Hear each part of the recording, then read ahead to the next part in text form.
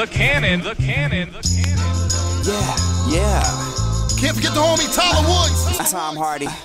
What's going on, world? This is D. Tom Hardy. I'm chilling with Mia Leone. We're at A-List Radio in the studio. Just knocked out this interview. Yes, we did, and it was dope, awesome. You know, thanks for Tom for hanging out with me. Oh, absolutely. Thanks for having me. We're gonna be playing some more 7 flavors a little later. Yeah, absolutely. Asking him more questions, but you can catch the video at thetomhardy.com or Mia Leone Live at YouTube. Absolutely. Thank y'all. Peace out. What's going on, guys? It's your girl Mia Leone, and we're going to be interviewing with the Tom Hardy straight out of North Carolina. What's going on, A-List Radio? Well, yeah, we're chilling at A-listRadio.net, the only net station that matters. So I'm going to be asking you questions about your first mixtape, the second one, and I have a new edition. It's called 7 Flavors. 7 flavors. 7 flavors. That sounds interesting. So this is going to be towards the end of the interview. Y'all, she did not tell me what 7 flavors was until just now, so I'm exactly. kind of So this is going to be interesting.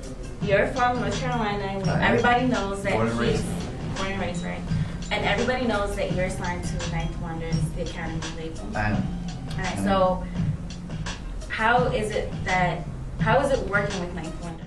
Working with Ninth is, not to be, really cliche, but it's like a dream come true. Because when I was, 14, when the Listening came out, the first Little Brother album, I went to the mall and bought it, and I love Little Brother, I love Ninth's beats and the respect that he's brought from the global community to North Carolina and hip hop, and the recognition that he's been able to get. So being able to work with him is definitely a blessing, and being able to be one of his artists is even better than just getting beats from him every once in a while. He's a hands-on type of producer and mentor.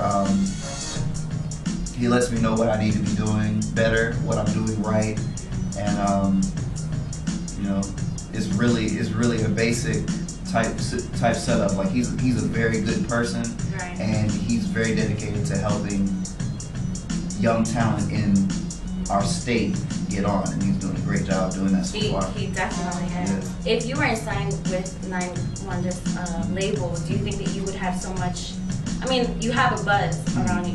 You've been in blogs like nonright.com, Two Dope Boys, and Rap Radio Online. Right. So, do you think that if you wasn't on the label, do you think that you would actually have an exposure like the one that you have now? Probably not, to be honest, because I was rapping recording for 3 to 4 years before I signed to Ninth. Having a co-sign is always, like I said, it's a blessing, because you have somebody that is, this is obvious, but you have somebody that is already on and has that name recognition, that is willing to put their name on the line for you to help you out. And it's been nothing but a helpful and positive situation. Alright, so let's talk about music. Your first mixtape, the Hardy Boy Mystery Mixtape, Curse of the Green Faced It. Faced It? Not Faced It? No, like not how? Faced It. Oh, okay. Green Faced It, yeah. Basically, we went into the mixtape with, it was going to be called the Hardy Boy Mystery Mixtape. And then we decided this should just be the series of our mixtapes and have 3. And so we were like, well, what's a good title? And we were thinking about it, me and my management at Ninth. And Ninth just said, Curse of the Green Faced It. And I just started laughing. My logo is like a green smiley face. It's kind of like the yellow smiley face with a smile, except it's a little bit demented looking. It's like grinning? It's grinning and smiling. So talking about grinning with your logo. Tell me about the song Grinning itself. I mean, that's actually one of my favorite songs from that mixtape. It's one of my favorite too. And it's definitely dope. I mean, a lot of people love it, and it's different sounds. So I mean, how did the concept come of Grinning, and how did you get the title of Grinning? Grinning. It was my. That's something that I can attribute to myself. Finally, after these 4 questions. But Grinning. Grinning was my idea. Grinning was actually the first record I ever did with Ninth. Well, the first solo record I ever did with him. Grinning was just an idea that I had, because you're used to seeing so many MCs that are just angry all the time and just upset and wanting to be hard. And I'm not a tough guy. I'm not, I was blessed to be born into a fairly comfortable situation. Right. I'm not it's not a silver spoon type situation, but it's a middle class situation, and so you can afford some healthy. nice grills from North Carolina, right? I can't afford. You can be grinning with some grills, right? No, not really. I can't. not grills. You know, that's because that's not me. I'm not flashy. That song is my baby. Yeah, it's gonna be on this next mixtape too. Oh, there's a part 2 to it. It's the same song. We made a few changes to it, brightened it up a little bit. I wouldn't even go all the way and say it's a remix. It's just a slightly updated version. And we also wanted to include it on this mixtape because we wanted people who didn't have the first mixtape to hear this song because it's one of my best songs. Alright, so it's a good thing you bringing up the second mixtape, which is The Secret of the Green Magic. Yes. Which is going to be hosted by DJ Green Lantern. Mm-hmm. What's going on here? Like the pinky and the brain? You guys are like green. It's the green takeover. It's the perfect combination. Green Lantern is one of, if not the most respected mixtape DJ, and he agreed to do it just off the strength of some of the relationships I have. I know a lot of mixtapes are done through payola. They're like you slide Cannon some money, you slide Green Lantern, DJ Drama. Just to make it clear, we didn't slide Cannon any money or Green Lantern any money. Like it's all based off of the relationships with Ninth, and based off of the two respective DJs liking my music and wanting to be a part of the movement, and connections with my management and stuff like that. And so I've been blessed to have those situations kind of handed to me. So you're like the golden boy pretty much right now. I mean, I wouldn't go that far as saying the golden boy, but I'd like to be one day in the next 3 to 6 months. I'd like to. Right. Okay. Because the mixtape is dropping next week. It's with Green Lantern. It's 17 tracks. Nice. A lot of new music. Grinning, as previously mentioned. I've got a single called "One for the Money" featuring Donis. It was produced by this kid from Seattle named Eric G. I actually got put onto Eric G through Skyzoo, and Skyzoo, his album came out last year. It's called The Salvation, and Eric G did 2 of the records on there.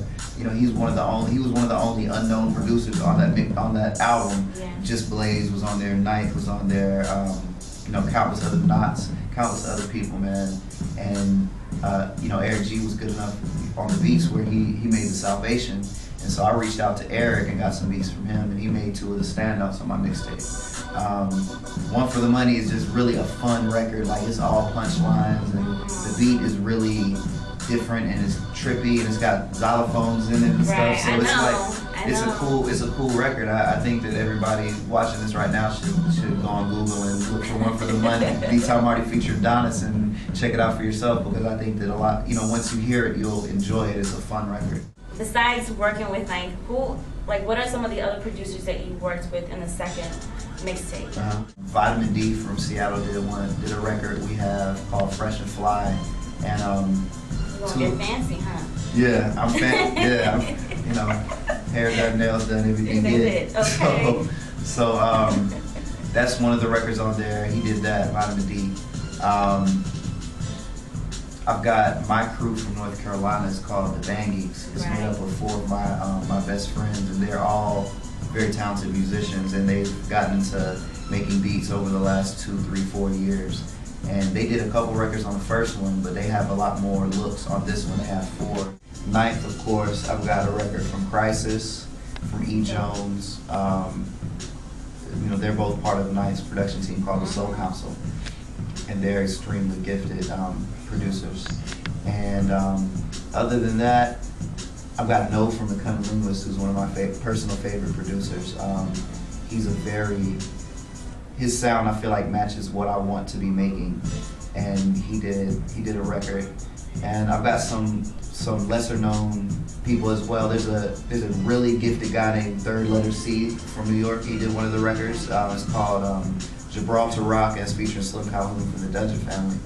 And a guy by the name of Trust One, I think he's from New York, and he did one of the records. So I've got you're loving New York. Yeah, exactly. I've got a lot of different producers that go around, because the first one was majority was with almost all Ninth, night. Yeah, almost all night, and that was all love, and people really enjoyed it. So the mixtape comes out October 27th? It does. It'll be on djbooth.net. It'll be on my website, thetomhardy.com, TheeTomhardy.com. And people will be able to download it for free, obviously. That's the trend. Yeah. We We love free. Everybody loves free, and you know, people put out so many free mixtapes that it's like, why download it? But my reasoning for people to download my mixtape is that I try and make unique music that's different and stuff that will actually entertain you more than just like filling the gap of your time. Like, I want to make something that is going to catch your ear, and I think I accomplished that with this mixtape. So once it comes out, I think people are really going to love it. Time Hardy's just grinning with his teeth out. Time Hardy's just grinning with his teeth out.